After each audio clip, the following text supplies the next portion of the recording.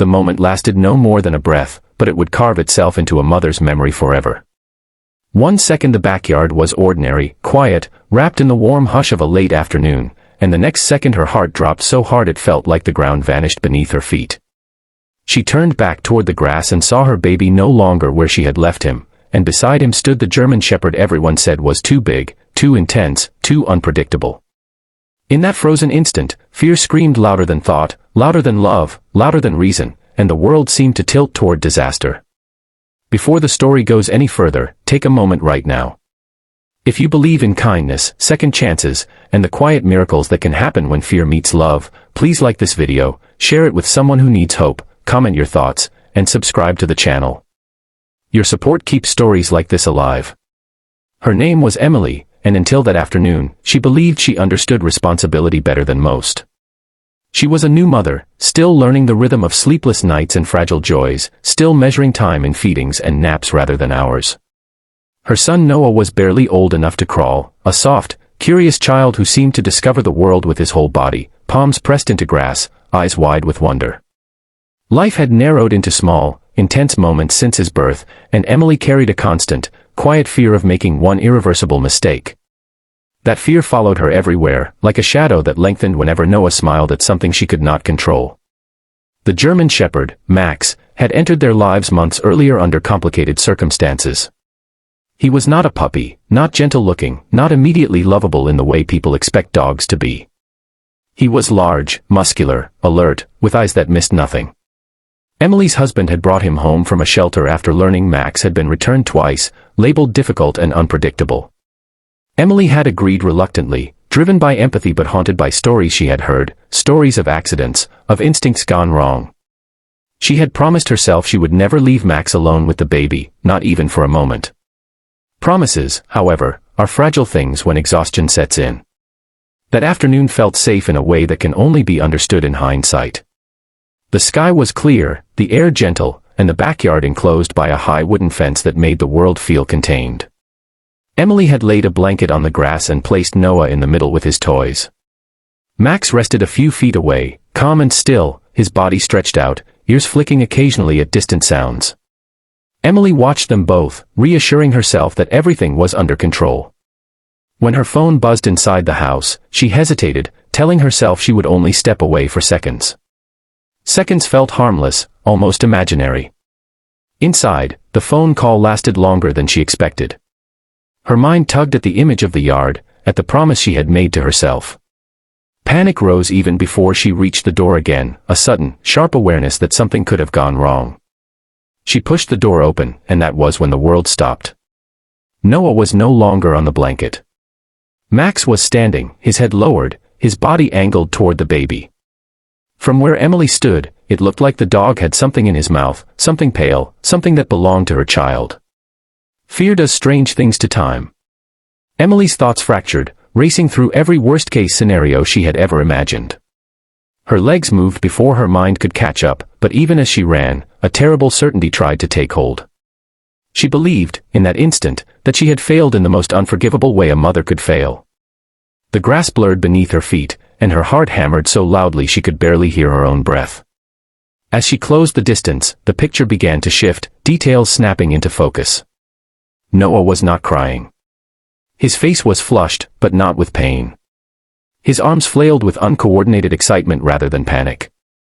Max's mouth was not clamped down in aggression, it was careful, almost delicate, holding onto the back of Noah's diaper. The dog's posture was tense but controlled, his muscles engaged not in attack but in restraint. Emily slowed, confusion crashing into fear, her body caught between terror and disbelief. What she saw next rewrote everything she thought she knew. Noah had crawled beyond the blanket toward the shallow slope at the edge of the yard, where the ground dipped near a loose section of fence. Emily had not noticed how close he was to that drop, how the earth there crumbled slightly after recent rain. Max had noticed. The dog had moved the instant Noah tipped forward, not barking, not panicking, but acting with a precision that spoke of instinct honed for protection. He had caught the diaper just in time, stopping the baby from tumbling headfirst into a shallow but dangerous fall. Emily collapsed to her knees, the strength draining out of her all at once. Tears came hard and fast, fueled by shock, relief, and a sudden, overwhelming gratitude that left her chest aching. Max did not release Noah until Emily reached them, until her hands were firmly around her son, lifting him back onto safe ground.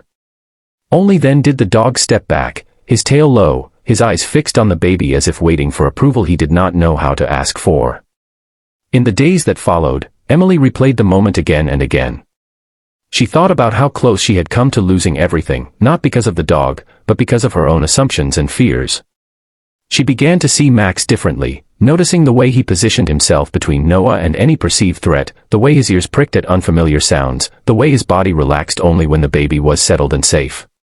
What she had once interpreted as intensity now revealed itself as vigilance, as a deep, unspoken sense of duty. The story spread beyond the family, shared cautiously at first, then with growing confidence. Friends who had warned her about the dog listened in stunned silence. Strangers online reacted with disbelief, some clinging to fear, others moved by the quiet heroism of an animal too often misunderstood. Emily understood both sides now. She knew how easy it was to judge, to label, to let fear decide what love could not. She also knew how wrong those judgments could be. Life did not become magically perfect after that day. Emily still carried the weight of responsibility, still double-checked doors and fences, still watched her son with the fierce protectiveness of a mother who knows how fragile safety can be. But something inside her had shifted. Trust had grown where fear once lived. She trained Max with patience and respect, deepening a bond built on mutual understanding rather than control. She taught Noah, as he grew older, to be gentle, to read signals, to respect boundaries. The yard that once held terror became a place of shared peace. Years later, when Noah could walk and talk and laugh without stumbling, Emily would sometimes sit on the porch and watch him play beside Max. The dog moved slower then, his muzzle graying, his steps measured. Yet his eyes never lost that watchful clarity. Emily understood now that protection does not always look the way we expect. Sometimes it arrives in forms we have been taught to fear, wrapped in muscles and instincts we do not fully understand. Just before we reach the end of this story, take a second to comment below and share what this moment made you feel. Did it change the way you see trust, fear, or second chances? Your words matter more than you know. The afternoon that once haunted Emily became the foundation of a different kind of memory, one she carried not with pain but with humility. It reminded her that love is not only about control, not only about vigilance, but about recognizing goodness even when it wears an unfamiliar face. Max did not become a symbol of danger in her life, he became proof that protection can come from unexpected places, and that sometimes, the greatest guardians act without applause, without recognition, guided only by instinct and loyalty. If this story touched your heart, if it made you pause and feel something deep and human, please like the video, share it with someone you care about, and leave a comment to let us know you were here. Stories like this remind us that the world is not only shaped by fear and tragedy, but also by quiet acts of courage that happen in seconds and change lives forever.